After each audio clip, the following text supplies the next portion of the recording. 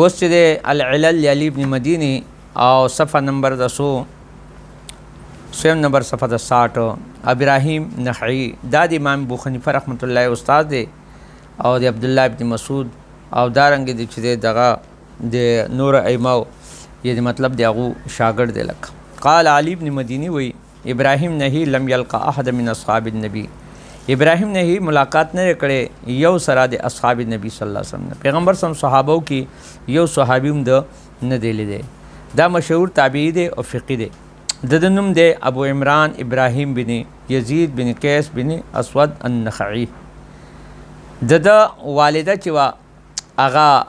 مالک او چې بنت یزید وا یعنی ملکه وا ها او دارنګ چې د عبدالرحمن بن یزید خور ولقا د دې دواړو مامو چې د کنه هغه څوک سلیمان بن حارث القمه بن وقاص دا ولقا او دته چې د مطلب دا ډېر لوی عالم او د حماد بن ابي سلمان چې دغه د عتبه او د امام عمش د دې ټول استاد دی او د امام ابو حنیفه رحمت الله علیه خود استاد دی لکه دا چې ابراهیم نه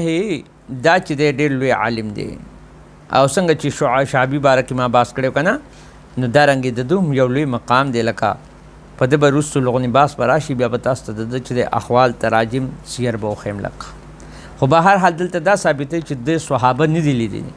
نو چې نه لیکو کو دی وي سمیت من فلان نو بیا به الته غنه من لیکي ځکه ته علت معلوم شو کله هدته ویل شلف عائشه قال هذا لم يروه غير سعيد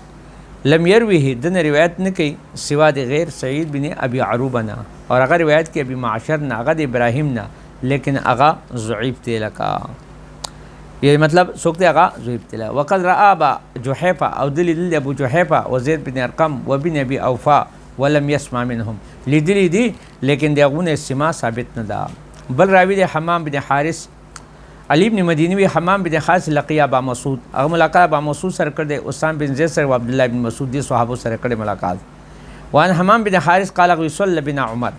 دی په خپل چې موږ معنی موږ له عمر رضی الله عنه موضوع کو وهذا عندي وهم لیکن دی وی دا زما په وهم دی علی ابن مدینی وی قال عبدالرحمن وی سفیان روایت کوي هغه د عمش نه هغه د ابراهیم نه هغه د حمام نه ان عمر رضی الله تعالی صلی بمکه کی عمر رضی الله تعالی په مکه کې موضوع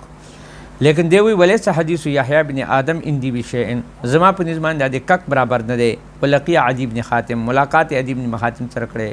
ورواه ان ابي دردا دی روایت کې ابو دردا نه کې ولا ينکر او دارنګ چې د شی د انکار نه کې لقاؤه عندنا چې لقاء د زم په نظام وقد لقيه د ملاقات کړي ولم يقل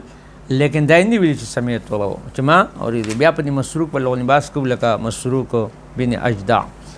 واخر دعوانا الحمدلله رب العالمین.